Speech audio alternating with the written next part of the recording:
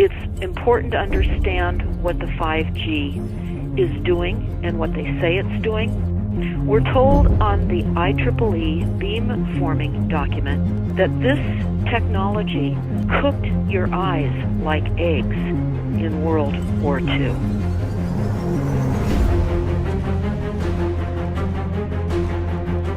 And you all need to understand these are military weapons. These are assault frequencies.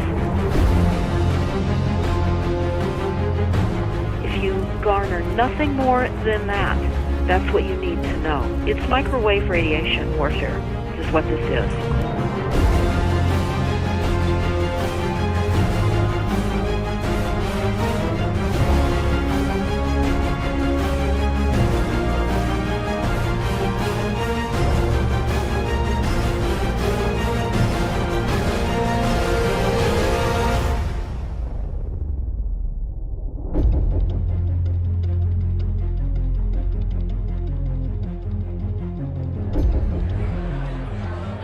Ladies and gentlemen, please join me in welcoming to the National Press Club Federal Communications Commission Chairman Tom Wheeler. It's an honor to be here at the National Press Club. The first generation wireless, 1G, was voice. The second generation, 2G, allowed both talk and text. The third generation, 3G, the internet, in a limited way. And today's technology, 4G, completed that digital migration. But if anyone tells you that they know the details of what 5G is going to become, run the other way. This video is brought to you by the number 5 and the letter G. And pretty soon, everything else will be too. I have to tell people 5G is a killer. I'm Mark Steele. Anybody who hasn't heard me, I'm a weapons systems head-up display expert. I'm one of the leading experts in the world. I've actually broke cover in relation to this, and the reason I became an expert was because I invented them. What I'm going to say to you today, do not believe a single word I say. Not one. I want you to do your own research. You'll find it's absolutely terrifying. You got your body card? Aye. Oh, good lad. Right, because I can talk to that. This 5G rollout is a weapon system. I've got a letter with central government because I know about weapon systems more than anything other. In Britain, in a place in the north of England called Gateshead, a scientist there called Mark Steele has been very publicly and actively warning people about the effects of LED streetlights, which he says in Gateshead are emitting now 5G. Right, what's the crack? Hey, lads. I'm just having a word with these Gateshead council workers about replacing these transmitters on these lights that are causing harm and assaulting the community. This is an existential threat to the economy, to the environment and humanity. Well, if these transmitters are everywhere, then everyone's at risk, surely.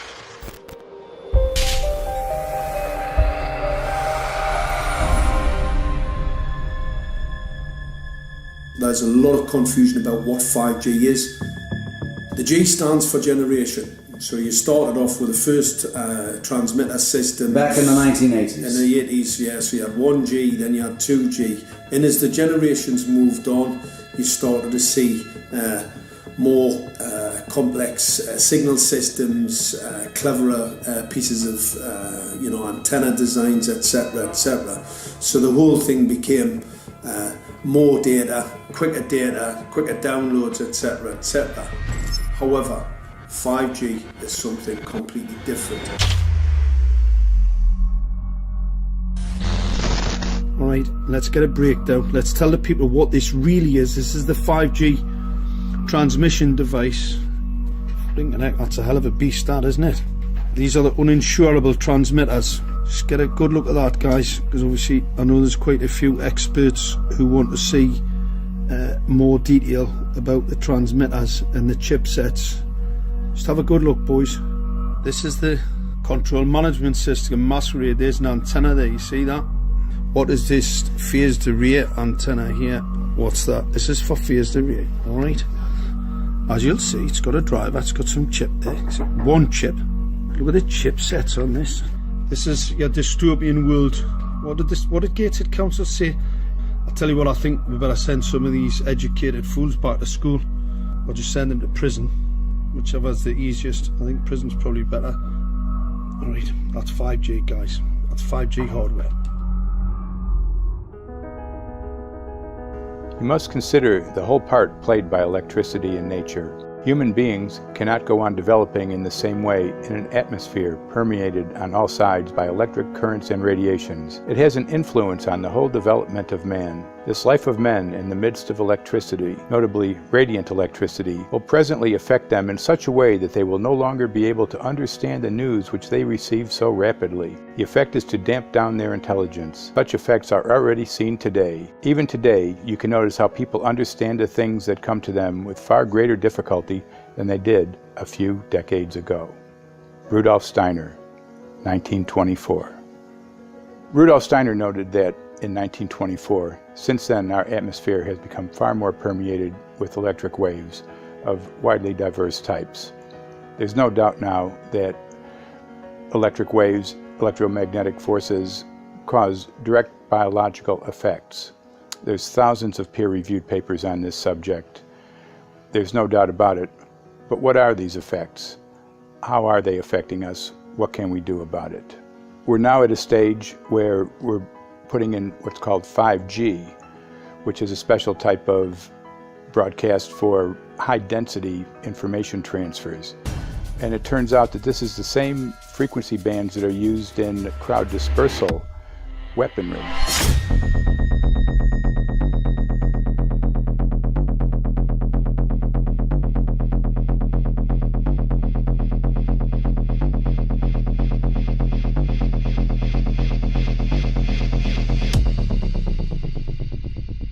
5G, first and foremost, is densification.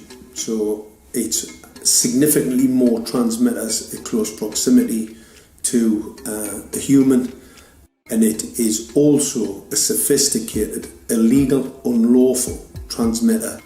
What I mean by that is it is a high-gain dielectric lens antenna, and what that allows 5G transmitters to do is to 3D map its environment in your home.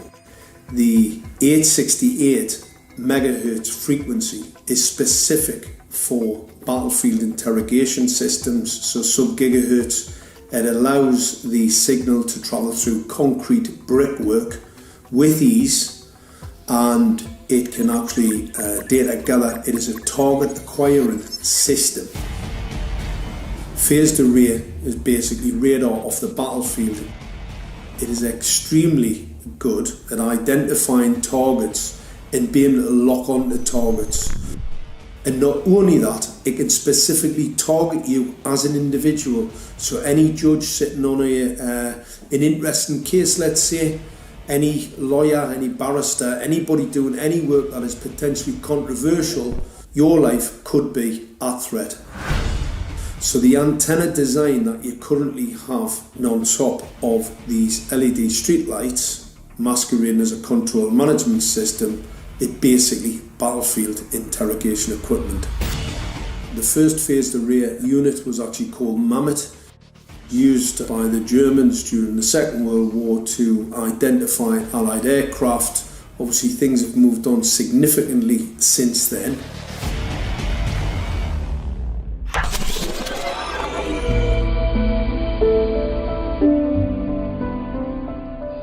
Well, I joined the Royal Navy in 1960, and I specialised in microwave warfare. Radar, obviously, which uses microwave, but they don't just teach you radar, they teach you all about microwaves and other uses. So I understood about microwave warfare and how it can damage people, how it can harm people. Microwaves then were used as weapons, as they are today. It is a perfect stealth weapon, and when governments don't like a group of people, For instance, the ladies who protest at Greenham Common in England about the American missile base they camped, they were microwaved. We microwaved Catholics in Northern Ireland to make them sick. It goes on all over the world, and it's a weapon that you don't know you're being targeted because the dose is very, very low, which is actually more dangerous than a high dose. It's very, very low, and it may take a year or two, but you can cause neurological damage and cancers with low-level microwaves, and you can make all your opponents sick. It's a perfect weapon for a government. Our impulses are being redirected. We are living in an artificially induced state of consciousness that resembles sleep. Their intention to rule rests with the annihilation of consciousness. We have been lulled into a trance. They have made us indifferent to ourselves, to others. We are focused only on our own gain. Please understand, they are safe as long as they are not discovered. Keep us asleep, keep us selfish, keep us sedated. Almost immediately, I had neighbours knocking on the door, talking about children bleeding from the nose. I had images posted on Facebook. And one neighbour in particular came to my door and mentioned the fact that since the LED street lighting had been installed, she was bleeding from the nose every single night. I thought it was unbelievable. However, I spoke to another neighbour who lived not far from the first lady who mentioned this, and she also confirmed that since the LED street lighting had been installed, she also had started to develop nosebleeds and had never had nosebleeds before in her life. That then put me on a journey to investigate. I measured microwave radiation levels from the transmitters on top of the LED streetlights. The basic 868 megahertz, it was significantly higher than the current Council of Europe 1815 resolution, which is a maximum of 600 millivolts. I've measured up to over 3,000 millivolts. 5 to 6 times higher than the guidelines. Significantly higher than the current Council of Europe 1815 resolution, which states that 200 millivolts should be the maximum. The Bioinitiative report states that it should be significantly less than that. So we've got the Council of Europe.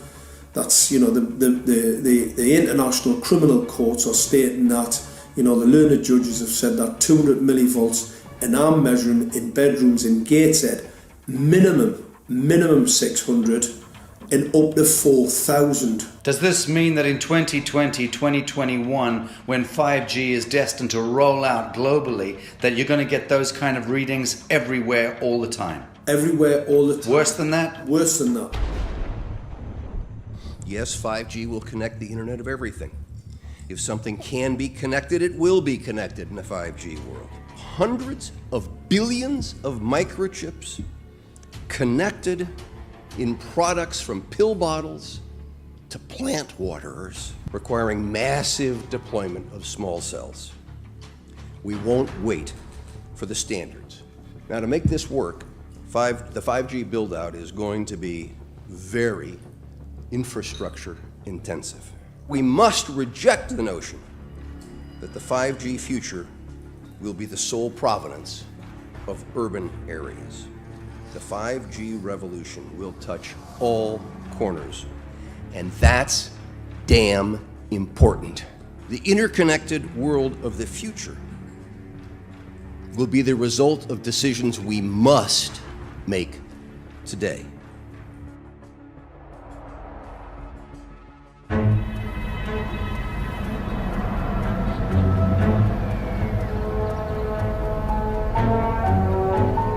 The main issue before us today is Senate Bill 637 and Senate Bill 894, the former by Senator Hugh and the latter by Senator Knopf.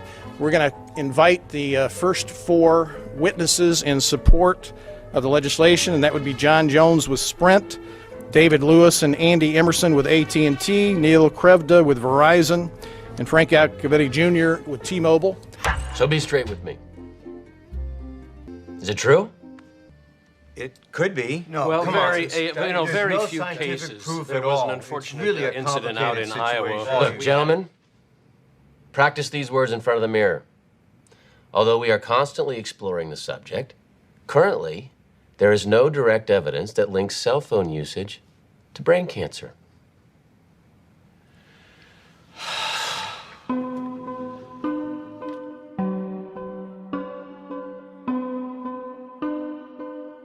I'm Sharon Goldberg. I'm an internal medicine physician. I've practiced medicine for 21 years, and my background is mostly academic, internal medicine, hospital-based, clinical research, and medical education. I'm a certified Microsoft small business specialist. I've worked on space station designing the cabling system for the airlock module, where I was responsible for EMI, EMC analysis, which is electromagnetic interference, electromagnetic compatibility. I am a professor in the Department of Epidemiology, Biostatistics, and Occupational Health, and I teach there both toxicology and health effects of electromagnetic radiation. My name is Daphne Tachover, and I'm the founder of an organization called We Are the Evidence. We are an organization that represents the many adults and unfortunately many children who have become very sick from wireless technology radiation. There seems to be a couple false Easter eggs being put out there right now. I want to make sure we dispel that right off the gate. The effects of wireless on health scientifically are very, very clear. So it's always pushed back to the definition of an acceptable level of radiation. And that's what this is, by the way. This is about radiation. Wireless radiation has biological effects, period. My name is Dr. Angie Kolbeck. I've been reviewing the studies showing the impacts of wireless radiation on our health, and there are now thousands of studies showing the following adverse health impacts to wireless radiation: cancer, oxidative damage, DNA damage, DNA failure. Things like memory, dizziness, anxiety, brain fog. Headaches, nosebleeds, cognitive problem, exhaustion. We have evidence of DNA damage, cardiomyopathy, which is the precursor of congestive heart failure. Short and long-term memory loss, decreased attention spans, lower reaction times, even involuntary contractions of muscles causing misalignments of spines and jaws. Breast cancer. We suddenly have breast cancer in women who have no DNA predisposition. Disrupted immune function and change in stress proteins, reproductive and fertility effects. There are dozens and dozens of studies that show beyond any doubt what this radiation is doing to our sperm. Now, if you take the cell phone out of your pocket, the sperm will recuperate within 3 to 4 months. What would not recuperate would be the damage to the DNA of the sperm. That is irreparable. The wife of the ex-governor of Indiana was diagnosed with glioblastoma. Same brain tumor Ted Kennedy had and John McCain had. Did you look at John McCain's scar? This is a cell phone brain tumor. LeBron James, one of our sports people, had a salivary gland tumor. That is another cell phone tumor. You didn't hear about it because immediately after that was discovered, he was paid by Samsung to become their spokesperson. We are seeing increases in brain tumors. We're seeing increases in Alzheimer's. We're seeing increases in all of the neurotransmitter diseases, ALS, Lou Gehrig's disease, Parkinson's. These are all disease systems that are known to be associated with low-level energy exposures. We talk about 24/7, around-the-clock exposure, wherever you are and your whole body. You never get away from it. And it seems from our studies that maybe your immune system can cope with for a time, but it will deteriorate. Then the irradiation will definitely damage cells at a deeper level, and the question is what will then happen? These are out of peer-reviewed papers, so these are not just hypochondriacs thinking that they're doing it. We're having real problems with this. This is no longer a subject for debate when you look at PubMed and the peer-reviewed literature.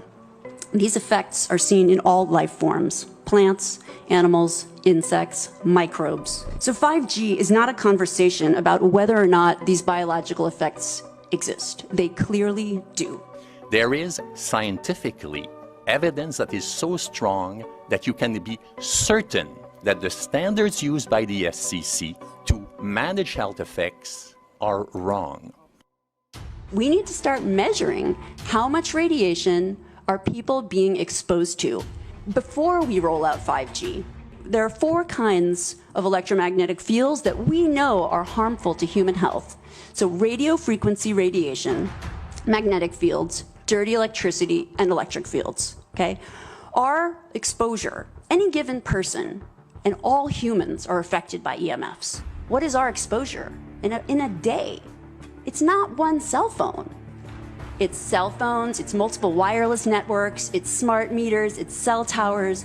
It's this sandwich, and it all adds up. The data we're going to look at are all published science, testing results, or public standards. At the bottom end of the radiation scale of what's called power density, or signal strength, is the minimum level at which cell phones will work, which was found to be 0.2 billionths of a microwatt per centimeter squared. Pine needles were found to age prematurely at 0.000027. At short-term exposures of 0.05, children aged 8 to 17 experienced headache, irritation, concentration difficulties, and behavioral problems. 0.1 is the biobiology or building biology guideline for extreme concern. 1.0 produced sperm DNA fragmentation and a decrease in sperm viability in vitro. Also at 1.0, the science shows the following bodily effects can occur: headaches, dizziness, fatigue, insomnia, chest pain, difficulty breathing, and indigestion. 2.5 saw altered calcium metabolism in heart muscle cells. 4.0, changes in the hippocampus affecting brain memory and learning. And at 6.0, DNA damage in cells. So, where are smart meters on this list? Electrical Power Institute in December 2010 measured a single Itron smart meter with pulses up to 7.93 microwatts per centimeter squared. Our own testing indicated approximately 8.0 with 1 meter.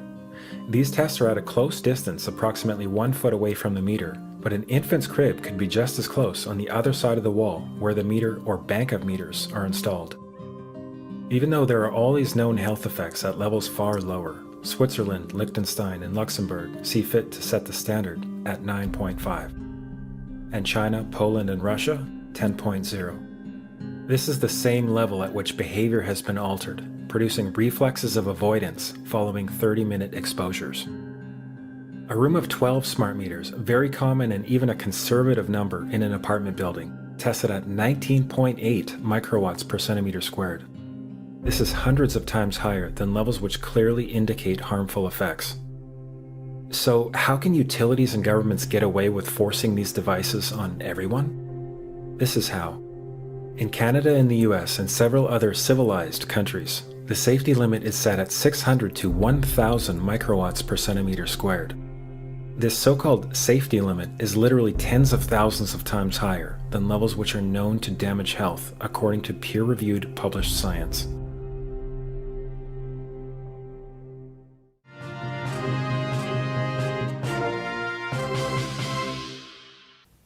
Faster, better, more reliable internet.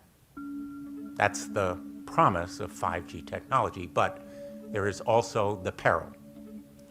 Health hazards associated with radio frequency that is higher also and requires more transmitters and antennas. And the stark, simple fact is the health hazards are unknown and unstudied. And that is a sign of neglect and disregard on the part of the Federal Communications Commission that seems unacceptable. There have been no answers so far. The FCC basically has said everything's fine, but in order to reach a conclusion about the health and safety of this new technology, we need facts. Mr. Chairman, thank you for having this hearing. 5G, as you well know, also uses higher frequency waves that don't travel as far and will rely on a network of hundreds of thousands, potentially millions of small cell sites. And the question then is, are there any health implications, any public safety implications to those additional sites that are likely to be located close to homes, schools, workplaces, and closer to the ground, correct? Correct, Senator. Yes.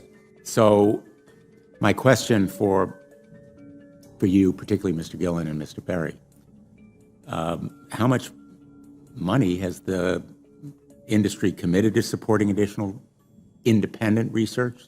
I stress independent research. Is that independent research ongoing? Has any been completed? Where can consumers look for it? And we're talking about research on the biological effects of this new technology. Thank you, Senator. I think, thank you for your focus on the issue. Safety is paramount, and as you alluded to, we rely on the expert agencies, we rely on the findings of the FDA and others as to the requirements to keep all of us safe. There are no industry-backed studies, to my knowledge right now. Happy to visit with you as to what opportunities you think there needs to be more studies, and we're always for more science. We also rely on what the scientists tell us. So essentially, the answer to my question, how much money? Zero. I can certainly follow up with you, Senator. To my knowledge, there's no active studies being backed by industry today. Anybody else know of industry commitments to back research, fund it, support it, to ascertain scientifically the health effect? No, I'm not aware of any. So there really is no research ongoing. We're kind of flying blind here, so far as health and safety is concerned. Thank you, Mr. Chairman.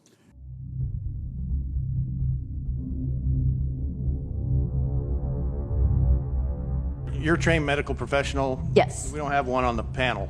What are we to make with of the American Cancer Society, for example, telling us there's no evidence of harmful product? Many of these organizations have conflicts of interest.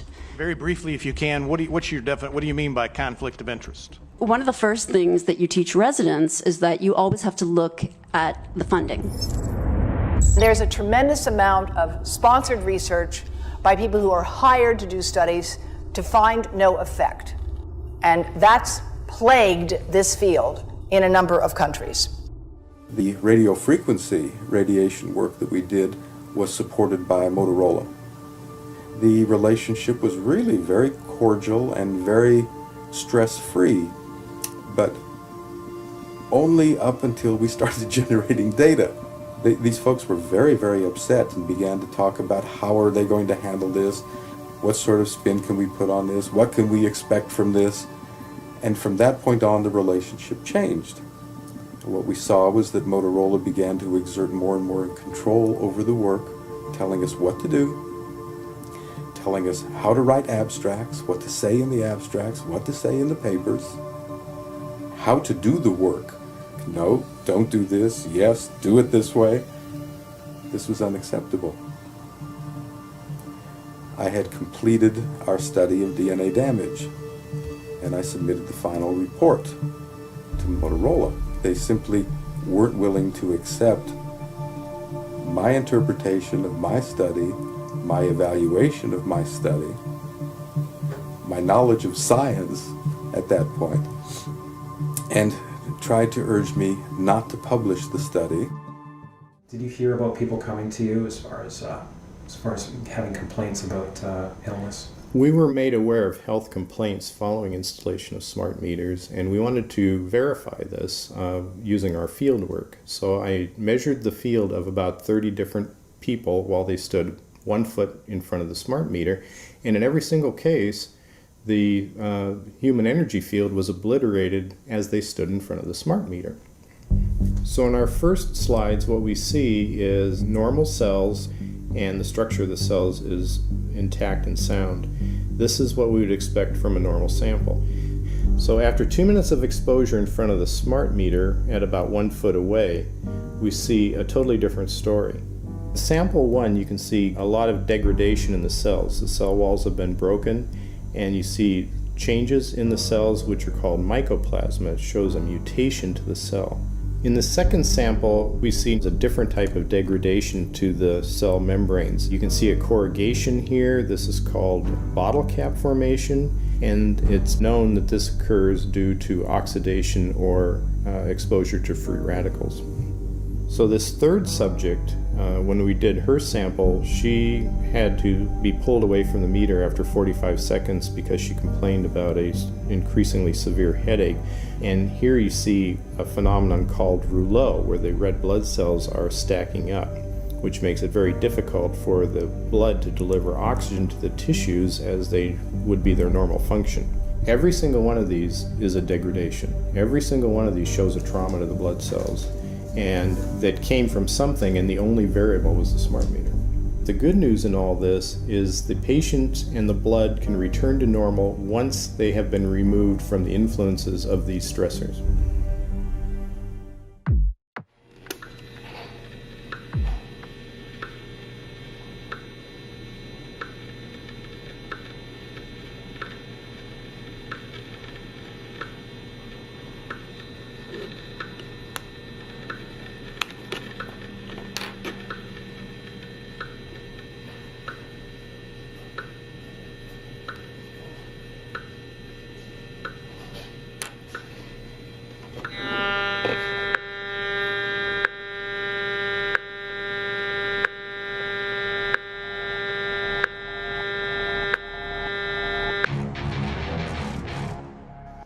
Some of the effects that we can look at, well, one thing is just our regular Wi-Fi, 2.4 gigahertz. That's in the same range as microwave ovens, which are also called radar ranges, because that is radar. 2.4 gigahertz is interesting. It's not the peak absorption rate in water for microwave frequencies, but it's at a point where it allows full penetration, because if it came in at the peak, it would prevent the insides from getting warm. So that's with basic Wi-Fi. Now when we look at 5G, 60 gigahertz, this is what they call active dispersal sort of weaponry, just to keep people back. It burns the skin. It doesn't penetrate, but 60 gigahertz is the frequency of oxygen molecule absorption. Since they have electrons that they share with each other, what we breathe is actually O2, pair of oxygen. So being bombarded with 60 gigahertz could very well impair our oxygen absorption rates in our body, and thereby the whole basis of our living system. Martin Pall says, putting tens of millions of 5G antennas without a single biological test of safety has to be about the stupidest idea anyone has had in the history of the world. So assessing all this, we have experts in various fields: military EMF weaponry, biological effects on humans, firefighters that are getting cognitive impairment by being there in them, countries that are banning these sort of technologies around schools because of the impairment to cognitive. Let's weigh that up in light of what Rudolf Steiner said in 1924 about just mere radio causing the impairment of cognitive functions on people, that they can receive news from around the world, but they can't understand it as well because of the effect of the electricity. We have to say, something smells sinister here.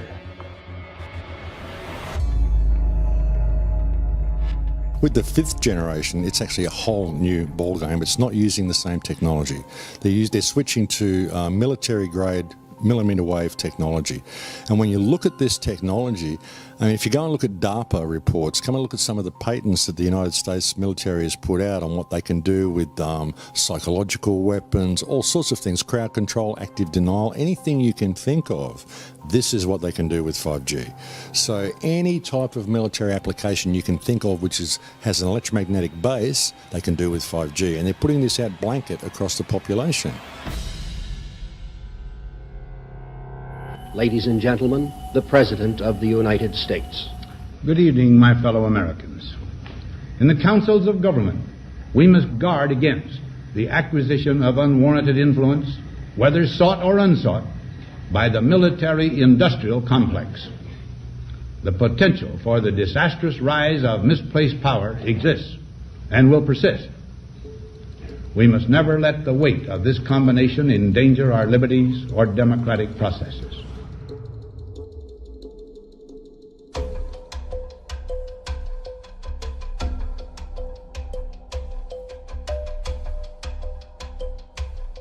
FCC is a capture agency. They probably conducted what I believe to be the biggest fraud on the public ever conducted. The FCC has been described by Harvard University's Center for Ethics writer Norman Alster as the most captured agency in D.C., acting more as an industry cheerleader than a regulator.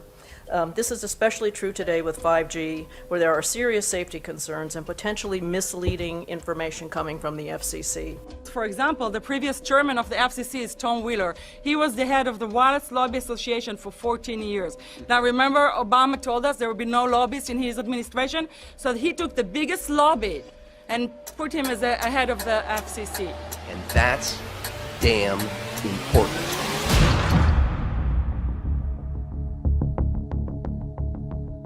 In 1993, the FCC started a rulemaking to adopt the IEEE regulations on this issue. IEEE is an engineer association. Why is it that we adopt regulation of engineers who maybe know how to measure this radiation when it's passing a wall, but not when it's passing a body? All our health agencies objected it, saying that it makes no sense to adopt engineer association, that they had not even one biomedical person on their team. They are effectively indemnified against adverse health impact lawsuits when the acceptable limits are higher than the limits actually shown to show harmful health effects. The FCC guidelines were developed for short-term exposures, 6 minutes, 30 minutes, depending on it's a phone or an outdoor exposure. And they have absolutely no connection to the biological effects that have been very clearly summarized in the Bio Initiative. So as you can see, there's a number of individuals in this room today that have serious concerns about this as regards to their health. If one of your companies decides to put one of these small cells up at a pole that's within, say, 50 feet of one of their houses, what recourse do they have to say, is there a way to move it somewhere else? There's language in the bill so that the authority can require the applicant to come forth with certification of compliance with the FCC's rules related to radio frequency emission. Remember that denial of request or denial of permit request that you can put in? It's going to point back to the acceptable levels as determined by the FCC, not the EPA and not the CDC, the ones who usually take care of health concerns, but by the FCC, which is staffed by former members of the telecommunication industry. That's the fox guarding the henhouse. It's a fact that most insurance companies will not indemnify against EMF effects. Telecom companies around the world are warning their investors of potential major costs due to real or alleged risks of EMF pollution from their products. Interestingly enough, they're warning their investors, but they're not telling their customers. They're basically keeping it quiet because that's where their money comes from. So we're using technology that could be very potentially harmful to us, and the investors know it. But their only worry is that they might lose money, not that our health might be affected. First of all, I think what you should really think about is why is it that they're not insured? It's not that they chose to be self-insured. They actually rejected by the insurance company from being insured because they understand the risk.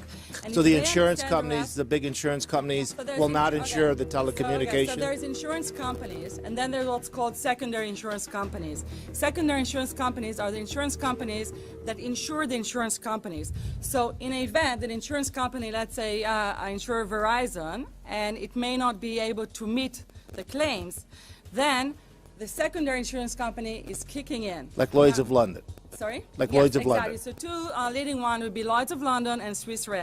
Both told the insurance company not to insure the wireless industry, and this is why they're not insured. And that should give you a hint. Now, this is exactly why they have to prevent a health lawsuit. And how did they prevent lawsuit? That goes back to Section 704.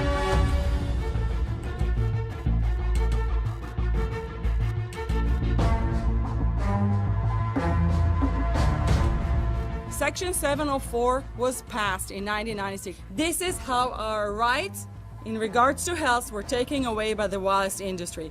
What this legislation did, it gave the power to regulate the health effects of wireless technology to the FCC.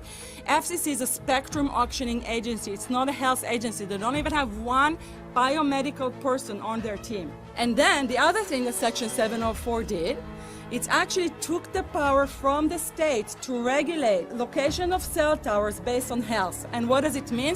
It means that if they want to put a cell tower in front of your home, you cannot go to your city council and say, hey, stop, I don't want it. I just heard in a lecture that there are 10,000 studies proving that it's harmful. I don't want it. My child is sick. They will tell you, stop. You're not allowed to mention this in the city council because Section 704 says that if you will, and if the application will be rejected, the city will be sued, can be sued by the wireless industry.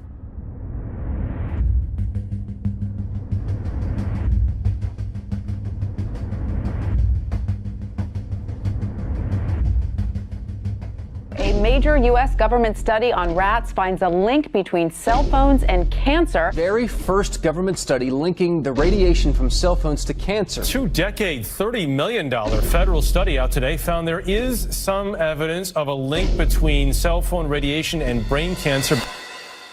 Professor, what is the NDP? I've heard that study several times. NDP is what? So it's a $25 million study on the rats and mice that was supposed to demonstrate that there were no effects of radiation below thermal. And in fact, it demonstrated exactly the opposite.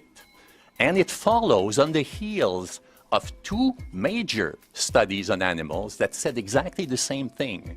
And that study was designed perfectly to make sure that it cannot be challenged, that there will not be any doubt. That's why it took them 14 years. That's how they prevented discussion of health.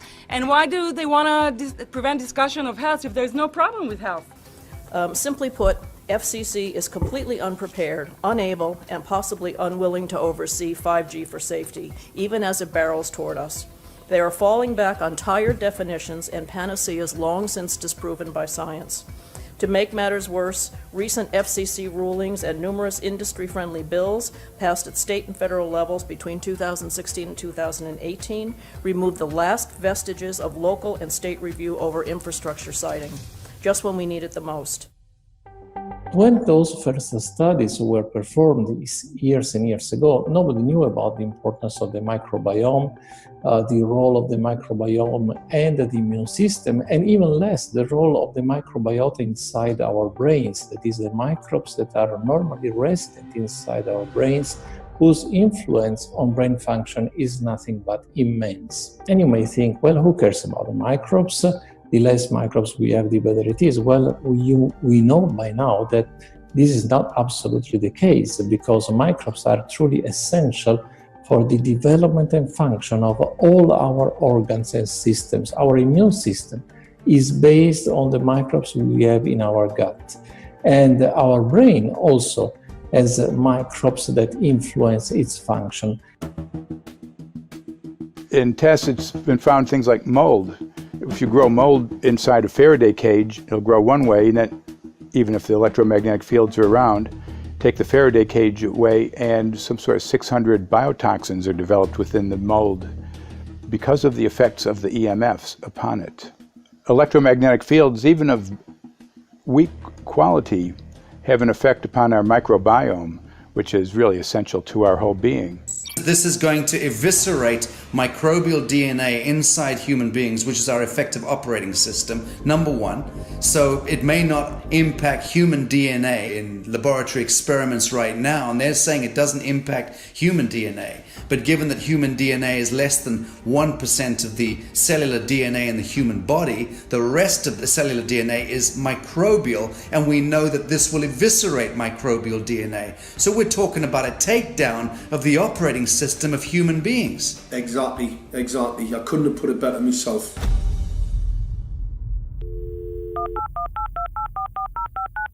John Brandt.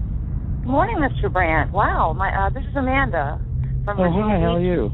Hi, I've been trying to get a hold of you for months now. You guys are covering up chemtrails. No, we are not covering it. We have no reason to cover up chemtrails. Of course, you have every reason to cover it up. Every reason. It's called What losing your reasons job. would that be?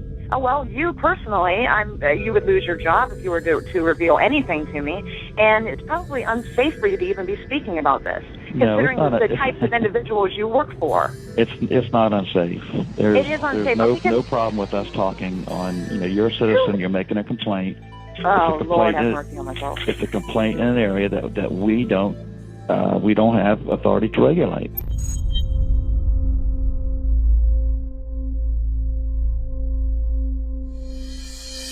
So the connection between chemtrails and 5G.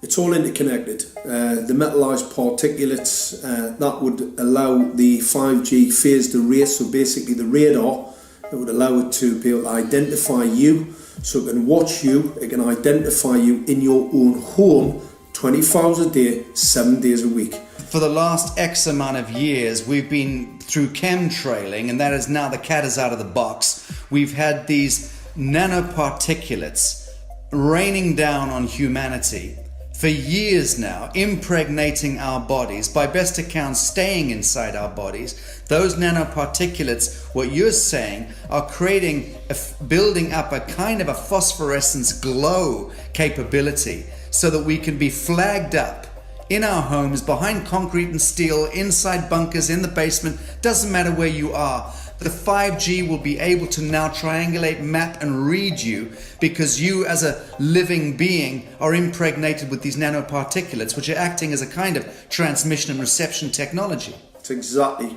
absolutely exactly. You have to consider that DNA also works as a fractal antenna, which is able to send and receive and also to process signals under the form of radio frequencies. Well, then there is no doubt that artificial radio frequencies, such as those of cell towers, and in particular these new types of towers that have a much higher density of signals, they may somehow interfere with the ability of DNA to retain and transmit biological signals. So this is one level of danger that very few biologists are aware of.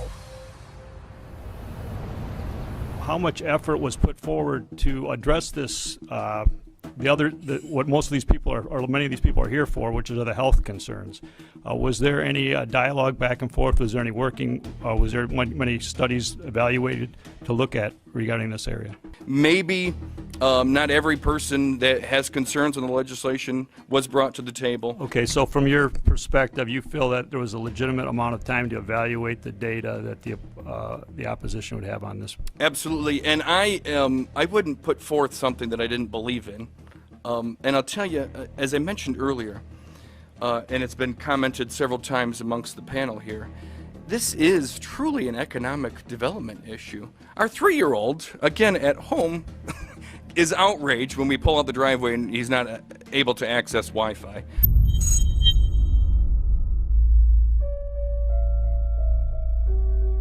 I think anyone who puts Wi-Fi into a school should be locked up for the rest of their life.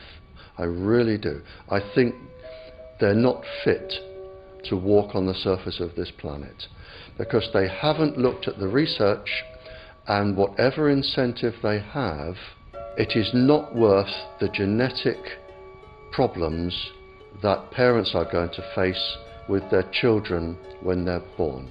France has banned Wi-Fi in nursery schools and put warnings out for regular schools because they're finding there's impaired learning capacity in children when they're around Wi-Fi. And they have to put up warning signs where they put Wi-Fi transmitters. When I got sick and I learned that they're putting Wi-Fi in the schools in Israel, I was very sick at the time, but I could not tolerate the thought that children in the schools will become as sick as I have. And after a few months of correspondence, I submitted a Supreme Court case in Israel to ban the use of Wi-Fi in the schools and replace them with wired network. The 4 top diseases that kill our children, our young adults right now, are brain tumors, thyroid cancer, testis cancer, rectal cancer, everywhere we put our cell phones. And a lot of our children are sick and they're being misdiagnosed and mistreated because the wireless industry has put billions and billions of dollars in the past 30 years to mislead the public as to the health effects and keep the public uninformed. We are performing an experiment on children. We are exposing children to microwave radiation for 6 hours during every school day. We have had absolutely no studies looking at the long-term effects of this radiation on young people or even on adults. A considerable amount of research shows that developing brains and bodies of children are much more affected than adults. And there are clear indications of a link between increased electromagnetic fields and autism spectrum disorders. We took 10 autistic children and went back to the sleeping location where the mother was when she was pregnant with that child and compared it with the sleeping location of a mother that gave birth to healthy children. We had 10 mothers in that group, 10 mothers in this group, and in the group of the autistic children, we found that the measurements that we got for the microwave exposure was elevated compared to the group of children that were normal. The fetus is affected. The exposure to man-made electromagnetic fields has become the first factor that could be isolated ever in autism that could predict autism. The fifth generation of wireless technology, or 5G as it's being rolled out worldwide without safety testing. Let me say that again, without safety testing. And how we've got scientists and doctors and environmental organizers saying, stop this. Because in terms of the effects of wireless radiation, the science is in. Wireless radiation can lead to cancerous heart tumors, brain tumors, DNA damage. Wireless radiation is linked to infertility, to autism, Alzheimer's, and more. And guess what? All the effects that I just listed, those are some of the effects that are known according to the technology that's being seen today. First of all, you have to know that we know that the other EMFs that we're exposed to are already known to be health risks. And basically that 5G, because of the frequency that's going to be used and because of the extraordinarily high pulsation levels that will be used, is a much bigger threat to our health than the things that we already have, which are very substantial threats to our health. We're not just talking about the intensity. We're talking about the frequency and the very high level of pulsations. There's a huge literature which shows that pulsed EMFs, EMFs that pulse up and down very rapidly, are in most cases much more biologically active than our non-pulsed EMFs. Every single wireless communication device communicates via pulsations, but the industry completely ignores this issue. The problem with 5G is that they're planning to put out tens of millions of these antennae all over the place without doing one single biological safety test. Are you implying possibly that we, the consumers, are the guinea pigs since they haven't really done tests to see the effects in a smaller setting? I mean, that's not an implication, it's a statement. We are, yes. Cancer is not the main concern that I have. I'm really concerned about sperm count and about effects on pregnancy. How many of you know that 1 in 6 American couples is unable to have a child when they want to? How many of you know that last year the birth rate in this country dropped the most that it ever has in recent history, 3% in a single year? People look at the sperm, and people use cell phones, and the sperm, usually sperm swim, and they swim straight. But if you expose them to radio frequency, mobile phone waves, they swim in circle. Studies have been done here in Australia, taking sperm from healthy men. And one test tube gets exposed to cell phone radiation, and one test tube is not exposed to mobile phone radiation. And then the results are evaluated. And this is a measure of vitality. We measure how well the sperm swim. This is a measure of motility. This is a measure of mitochondrial DNA damage. They have 3 times as much damage on their DNA if they have been exposed to mobile phone radiation. The data on that are rock solid. Cell phones can damage sperm quantity and quality. Your embryo, your uterus in the fetus, where your child is developing for the first 100 days, in the ovaries, the eggs do not have that protection. So they are at maximum risk from radiation. And for the first month or so, you wouldn't even know you were pregnant. You wouldn't even be taking precautions. That is the main danger area. So you give birth to a daughter, but her ovaries are now contaminated. She may be normal, she may be genetically damaged, but her ovaries are at the most risk. So when your daughter grows up and she becomes pregnant and has a baby, this is where one of these eggs will be fertilized and come out. So the real damage here is your grandchildren. That is where it is going to show most. Do you think that there is a chance that within the third generation of females, they may be irreversibly sterile? Not in the third generation, but in the fifth generation, and that would for humans be something in the order of 150 years ahead of us. And of course, then it's too late to say that you are sorry, and it's very too late to say stop. There is a wealth of papers. I mean, we're talking about thousands of published papers in the scientific literature, few of which, or sometimes none of which, have entered the official documentations from authorities and likewise. So I think it's really time to have an independent compilation of data. Such was done at August 31st, 2007 in the form of the Bioinitiative report, of which I was one of the authors. And then we put together approximately 2,000 scientific references on a little bit more than 600 pages, clearly saying that if you, for instance, if you are a rat or a mouse or a cell or a molecule, you should definitely not allow yourselves to be exposed to this. And in the meantime, we have this full-scale experiment using our own kids. One interesting case, John Patterson, he was a telecommunications engineer in Sydney, Australia. Very brilliant man. For 20 years, John tested Telstra digital systems. Over the time, he realised the dangers of electromagnetic radiation. It disrupts the bioelectric system of your body, which is really your brain, your nervous system, how your muscles talk. And he tried warning of these effects through different agencies, through his company. Got all the test gear out and measured it and drew up a report, and I was immediately removed from service. Finally, in 2007, he took matters into his own hand. He commandeered a used British Army tank and went and destroyed 6 cell phone towers in Sydney, Australia, because he wanted to stop this. He was trying to make a point. The message was that how dangerous it was. You know, these people were elected by us to manage our infrastructure in a responsible manner. That is the sole purpose of government if it's going to exist at all. And if it doesn't do that, then it has no right. It is invalid. So we need to pull this infrastructure down. We really do.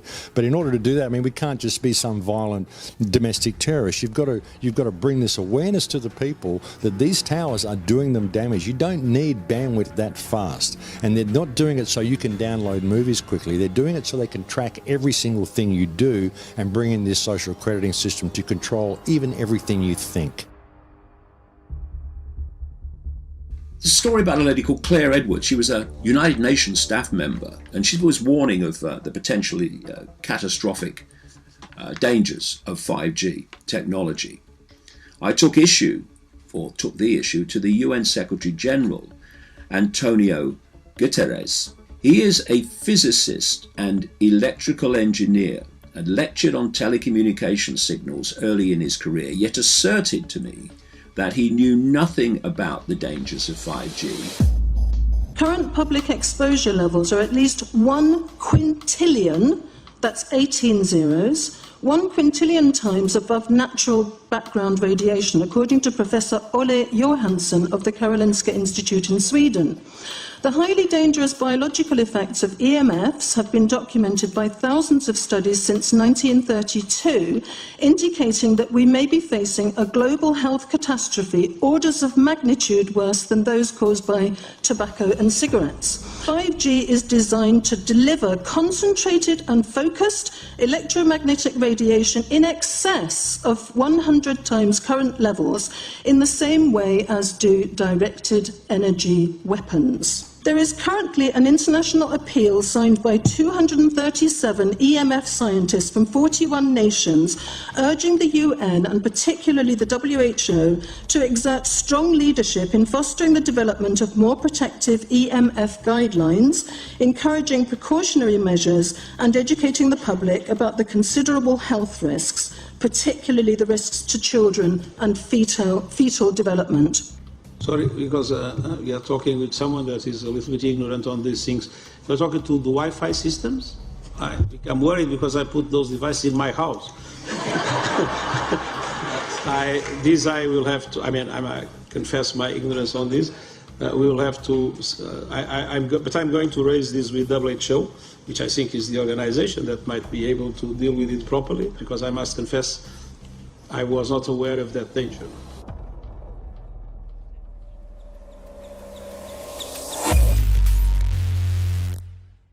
In 1996, when the Telecommunications Act was passed, in it was a provision essentially that kept local officials from addressing health issue concerns when approving or not approving a cell tower. So that's correct. But then something new is happening. We've talked a lot about it on the Solari report, thanks to Jason Boggs-Smith and his website EMF Warriors. But this is new. This is very, very new. So you're basically, sending out an appeal on something that in one sense hasn't happened yet. This is not just an incremental change. This is a big step up.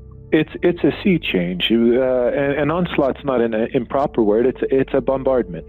So instead of a cell tower 1 mile or 2 miles from you and you still have cell phone service, we're going to have antennas every block, and some poor soul is going to have one mounted to utility pole maybe less than 20 meters from their home. So this kind of, invasive bombardment with this many antennas, I mean, just in 1 square mile, if you do the math, 1 per block and 16 blocks per mile, that's about 250 antennas per square mile. The millimeter wave is untested. Former FCC Chairman Tom Wheeler openly said that they don't plan to test. We won't wait for the standards. And then our appeal also addresses the fact that there's a plan to roll out 5G through satellites in low Earth orbit. So 20,000 satellites, which will cover every square foot of the planet with a 5G signal. 6, 5, 4, 3, 2, 1. Night after night, politicians and other leaders were telling Americans that Sputnik revealed that we were at great risk. Not just our pride, but our security is at stake. If Russia wins dominance of this completely new area, well, I think the consequences are fairly plain. Probable Soviet world domination. We choose to go to the moon in this decade and do the other things, not because they are easy, but because they are hard. Because that challenge is one that we're willing to accept, one we are unwilling to postpone, and one we intend to win. Welcome, everybody, to the White House. This is White House 5G Summit. My name is Justin Clark. I'm the Director of Public Liaison, and we are thrilled to have you here today. Really happy to be joined by a lot of leaders in industry, members of Congress and the Senate, White House leaders on this, and people from the FCC. Before we start, one, we are government, so don't assume we know anything, okay? I do agree. I don't know anything. I have become accustomed to giving speeches in my new position on subjects about which I frankly know very little, and we need more cell towers and connections in Connecticut, my home state. It's ridiculous. The U.S. is in the lead thanks to our private sector as well as the work of the FCC and this administration overall. But China and South Korea and many other countries are eager to claim this mantle. We have every intention to deploy 5G first and reap the benefits of faster and more robust wireless. Yes, I hope we beat China, of course. And get to gigabit speeds and low latency, and the race has begun. Let there be no mistake. The race to 5G is a sprint. Winning the global race to 5G, it's a national priority. We must bear in mind the national security implications of winning the race on 5G. Today we're talking about the importance of being first in 5G, continued commitment to putting America first in the race to 5G. We're calling it America First, 5G First. Well, our strategy is called the 5G FAST Plan, a plan to facilitate America's superiority in 5G technology. Connected devices for health applications, which I love, has the capacity to make people healthier, as I understand it, a lot of medical applications. Industry is not asking the government for money to build 5G networks.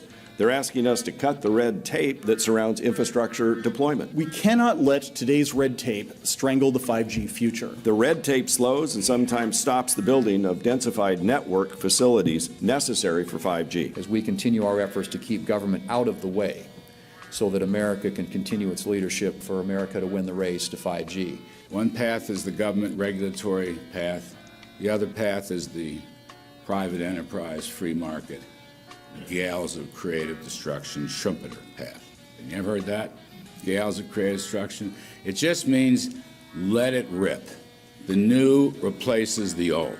With 5G, we're on the cusp of another era of American innovation. It means an even more connected world for everyone around us, unlocking the potential of the Internet of Things to become safer, healthier, and more sustainable for our future. You know, sometimes, look, we all believe in the 10th Amendment, but sometimes you have to override it.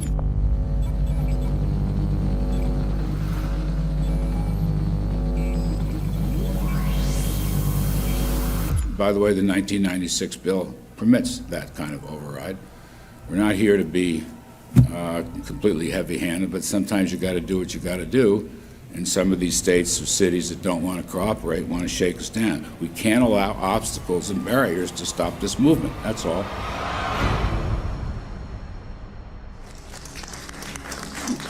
And this happened in Canada. I mean, there were some activists I was working with up there that said, well, you know, we won a victory. We got the Public Utilities Commission to allow us opt out. And I said, boy, that's divide and conquer. They just got rid of the people that were raising hell. So, you know, that's not the answer. We need to opt out everybody. An opt-out is an agreement to pay to not be harmed. An opt-out is volunteering into extortion. An opt-out says that if I don't pay you, you have the right to harm me. So that doesn't work. This is a mandate. This is being pushed down your throat by a company that is not responsive, by a government that is not responsible, and it's being done in a collusion that's designed to undermine the individual rights of individual people in communities across the country and around the world. The Minister for the Environment has a duty.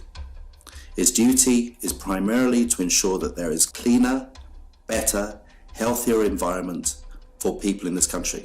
It's a simple duty. He also has a responsibility in regard to science and innovation to make sure that that happens. What seems to be happening here, in fact one could say undoubtedly happening here, is he's using science and innovation to ensure that our right to life is threatened. There have been no public debates. There is no public discourse. There are no public disclosures as to why, when, how, what is going on in regard to 5G. That by itself is a breach of ministerial responsibility, and one which we really should look at in terms of a private prosecution against the ministers who have failed to protect our right to life. Okay, smart technology, smart meters, smart cars, not that smart, huh? What does smart mean? Anything that has smart attached to it, secret militarised armaments in residential technology. That's where smart came from. And smart, every bit of technology that you see today has all been developed for either some type of battlefield, some type of intelligence gathering system, and obviously these developments have to be commercialised, and people have actually took them into their homes. The definition of a smart grid is a wireless system that will fundamentally turn every single appliance in your home into the equivalent of a transmitting cell phone. That's every computer, every television, every furnace, every air conditioner, every coffee machine, every printer, every single appliance that you have in your house will eventually, in a smart grid, have an antenna that's embedded into it that will transmit your usage data to a smart meter on the outside of your home that will then transmit your usage data to another tower receiving that usage signal that will then go to the utility company for supposedly billing purposes. Not all signals will just be about your individual use. There will be aggregate meters that will bounce signal from house to house to house within a neighborhood that will then accumulate all of the usage data that will transmit that to the utility company. Now, what that will do is that the end metering system that is transmitting all of that data will be firing an RF signal at many, many times a second, which will increase the average homeowner's radio frequency radiation exposure exponentially.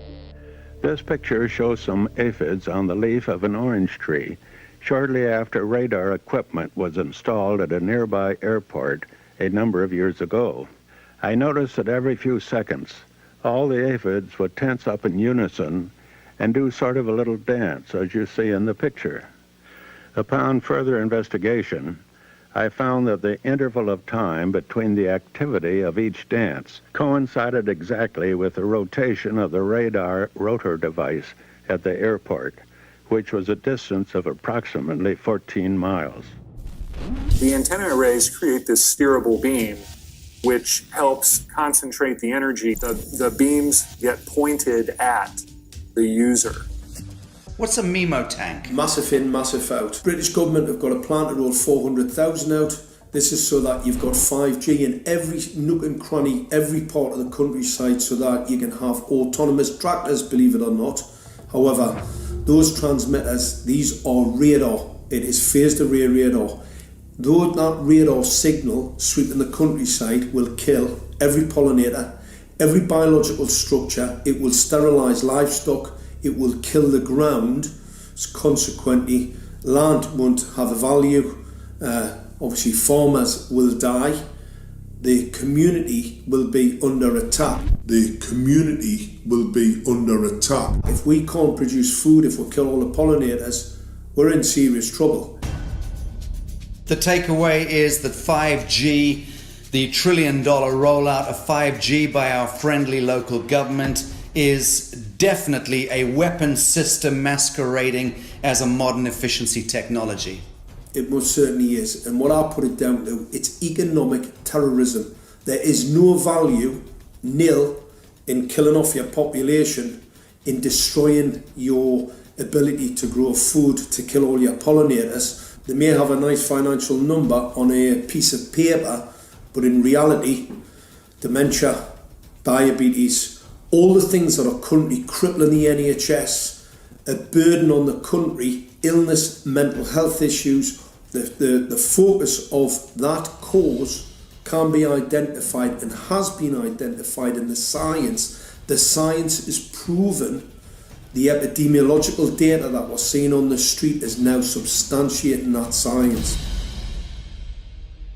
The DNA inside you, the mitochondrial DNA, you can trace unchanged to your mother, her mother, her mother, right the way back to the beginning of the human race in Africa, the Stone Age. It is unchanged, the mitochondria, and that is being unchanged in your children, which means if you damage it, your child could be genetically damaged, then her child, and her child, and her child, forever. You are condemning the future generations of every single child. There is, however, a light at the end of the tunnel, or there is some ray of hope. Thanks to the principles of biological quantum entanglement that we have learned how to exploit in the field of biology and medicine, now we can transfer the information from the microbial DNA to the human DNA. And in so doing, we can train, so to speak, the microbes to withstand whatever extreme condition they are exposed to, including this new technology. And then we can train them to transfer this resilience of theirs to our DNA. So let's say that there are good reasons to be worried about the introduction of these new technologies, but fortunately, since the knowledge in the field of quantum biology, in the field of microbiome medicine is advancing as fast as potentially harmful technology, then we can exploit this knowledge to protect ourselves from any real potential or perceived danger from these new technologies. I've met with molecular and cellular biologists, with blood microscopists, with weapons development experts, frontline activists and researchers, and all the stories I'm hearing from these experts and pundits leads to the same thing. 5G is almost certainly the end game. It is an extinction event brought into our homes, into our classrooms, onto the high street, into the very cells and DNA in our human bodies. It is such a perilous threat that it is almost impossible to imagine, let alone describe. When the 5G signature goes live, it will tap into a multitude of satellites which are in geosat orbit around the surface of the Earth. Millions of surface antennas will pick up that signaling and will then scatter the signaling into hundreds and hundreds of millions of different micro antenna systems set up on street lamps and even in your home, which you're not aware of incidentally. The LED light bulbs in your home invariably contain the micro or nanotech lens flare capacitors which will receive the 5G signaling, and it will proliferate the 5G signaling everywhere by exploding the signal into billions of photons which will target everything all at the same time. This is stealth technology. This is invisible science.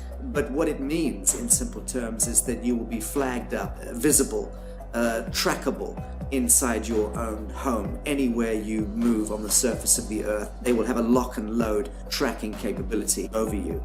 You will be visible to invisible masters, each one of us, all the time. Today, our governments and the corporate sector have managed somehow to infiltrate the mainframe of our civilization and are pushing through a $20 trillion infrastructural rollout without any, and I mean without any, health science running behind it. There have been no tests. Your government and your health authorities are either in collusion on this matter of genocide and ecocide, or they're just damned stupid. And I would suggest it is the latter.